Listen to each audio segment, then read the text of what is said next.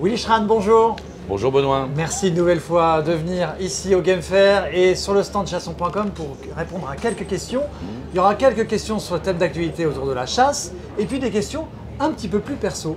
Alors sur les questions sur le thème d'actualité autour de la chasse, il y a quelques jours, on lisait dans un certain nombre de médias qu'il était possible que l'année prochaine, vous vous lanciez dans la bataille des européennes. Ah. Alors, oui ou non? Alors je ne peux pas répondre à oui ou non. Ouais. C'est quelque chose que j'ai toujours regardé. Pour remettre un peu dans le contexte, on m'a proposé beaucoup de postes politiques. Je les ai toujours refusés. J'ai refusé de me lancer aux législatives. J'ai refusé les sénatoriales à plusieurs reprises, y compris récemment d'ailleurs, donc c'est pas un problème. J'ai refusé les conseils généraux, enfin départementaux maintenant ou bien régionaux, parce que je pense que ma passion première, c'est la défense de la chasse et de la ruralité. Et je pense qu'il y a une incompatibilité évidente d'avoir un mandat politique sur le territoire national par rapport au fait effectivement de défendre la chasse ou défendre la ruralité en général. Donc à partir de là, j'ai toujours dit non. Il est vrai que, pour deux raisons. D'abord, c'est un peu différent pour l'Europe. On est plus loin, on est sur des sujets un petit peu différents. Néanmoins, et pour la deuxième raison, l'Europe aujourd'hui nous impacte énormément, bien au-delà des problématiques de chasse, dans nos modes de vie, dans nos pratiques de tous les jours. Il y a quand même aujourd'hui, je dirais, une concentration de gens très urbains, très écolo-radicaux, très animalistes exacerbés, qui aujourd'hui promouvent des propositions et prennent des décisions européennes qui viennent dans le fond écraser le droit français. Mais ça c'est le principe, on le connaît. Donc à partir de là, il y a peut-être une équation à résoudre là-bas, politiquement parlant. Néanmoins, si les choses devaient se faire, elles se feraient de toute façon sous aucune étiquette politique et les gens qui composeraient cette éventuelle liste n'auraient aucune appartenance à un parti politique. Leur seule appartenance que je leur demanderais, c'est d'avoir des compétences dans la défense de la ruralité, mais dans son ensemble. Ce n'est pas simplement le chasse-pêche nature-tradition d'antan, on est bien d'accord là-dessus. Il y a plein de choses qui tournent autour de la ruralité aujourd'hui et qui méritent d'être défendues et qui ne le sont d'ailleurs pas, ni à l'Europe et souvent qui ne le sont pas même au niveau du territoire national. Donc voilà le contexte. À partir de là, j'ai pris aucune décision. Je consulte, je discute, on me propose plein de choses, je réfléchis et je verrai. C'est un investissement personnel qui est énorme. La violence de ma vie, vous la connaissez. Je vis sous les menaces de mort permanentes, moi, ma famille, mes proches. Je sais que si je devais faire cette démarche, ce sera encore plus difficile pour eux, comme pour moi. Donc ça mérite de prendre du recul. Ça coûte beaucoup d'argent. Voilà. Ouais. Si on se trompe, ça coûte beaucoup d'argent. Donc il faut vraiment prendre la mesure de tout ça. Mais à un moment, si ce n'est pas moi, ce sera peut-être quelqu'un d'autre. Il faut quand même tenir compte que cette ruralité, s'il n'y a pas quelqu'un qui se lève et qui dit « moi, je vais la défendre », pour ce qu'elle est, comme elle est, on ne veut pas la faire évoluer, on veut juste rester ce que nous sommes. Et ça, il va falloir probablement faire quelque chose à un moment, avec ou sans moi. Alors il y a un autre moyen possible aujourd'hui pour réussir à défendre la chasse, et c'est presque peut-être le moyen numéro un, le moyen moteur, c'est la chasse doit passer par la venaison, le fait que demain, un maximum de personnes qui ne chassent pas puissent manger du gibier. On sait que l'Autriche, la Suisse, l'Allemagne sont très en avance par rapport à ça.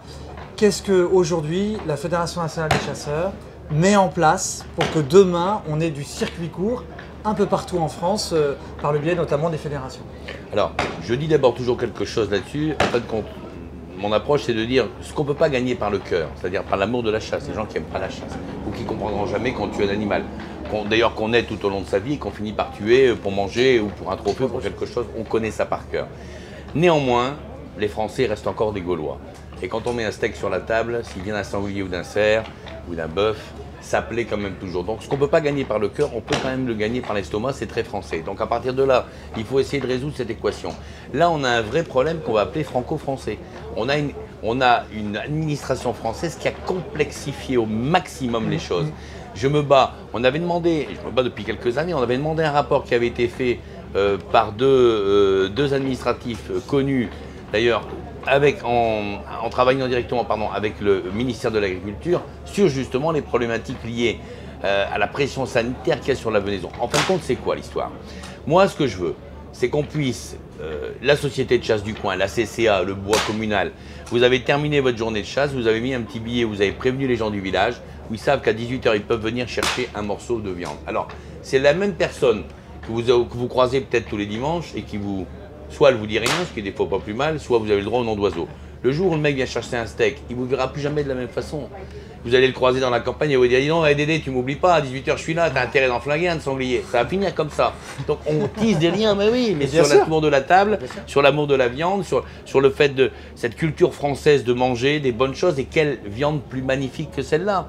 Un animal qui est né dans la nature, qui n'a jamais été vacciné, qui n'a jamais eu aucun produit particulier, rien du tout. C'est extraordinaire. C'est pas une critique pour l'élevage, je le comprends tout à fait, mais on a une viande d'une richesse gustative extraordinaire et effectivement qui répond, je dirais, entre guillemets, à tous les critères de mode aujourd'hui. Physique, donc formidable, mangeons tous du gibier. Pour ça, il faut que l'État desserre l'étau. Et là, tu as raison, Baudouin, c'est beaucoup plus serré en France que dans d'autres pays européens. Donc on peut des fois reprocher des choses à l'Europe. Là, on est quand même les champions, effectivement, du cadrage restrictif en France. Donc il y a ça. Après, il faut aussi qu'on donne des possibilités pour cette venaison d'être vendue et d'être traitée. On a une viande extraordinaire. Comment ça se fait que les Français, quand on voit les millions d'animaux qu'on tue tous les ans à la chasse, et dont certains par obligation, je pense, le sanglier, les cervidés, voilà, comment se fait-il qu'on n'a pas encore réussi à débloquer une situation qui nous permette d'avoir une chipolata de sanglier ou une merguez de cerf sur un barbecue?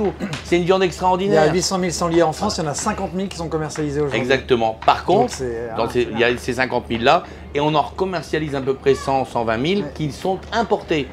Il y a des fois des chasses, on ne sait pas quoi faire avec le gibier, mais on préfère dire ok à un camion qui arrive de Pologne, de Tchéquie, voire d'Australie pour des cervidés, parce qu'on dit oui mais le label est bon, ils ont dit que sanitairement c'était parfait. Et nous, vous êtes là, vous avez votre gibier, vous avez votre tableau, et monsieur non, il faut faire tel prélèvement, tel prélèvement, tel prélèvement, il faut que ça parte pendant 48, 72 heures, voire plus, hein, effectivement à l'étude, et puis après on vous dira si c'est possible. Et puis dans le fond, vous n'avez pas le droit de la commercialiser quand on a effectivement ce produit, si vous n'êtes pas un professionnel, parce que vous pouvez faire prendre des risques aux gens qui vont la manger. Alors, quand on voit des fois certains produits de basse qualité qu'on peut manger à droite à gauche, franchement, il n'y a pas grand risque avec le sanglier, le cerf, le chevreuil, le lièvre, autre. Donc, un vrai grand projet et une vraie difficulté à le faire avancer, Baudouin. C'est complexe, c'est difficile.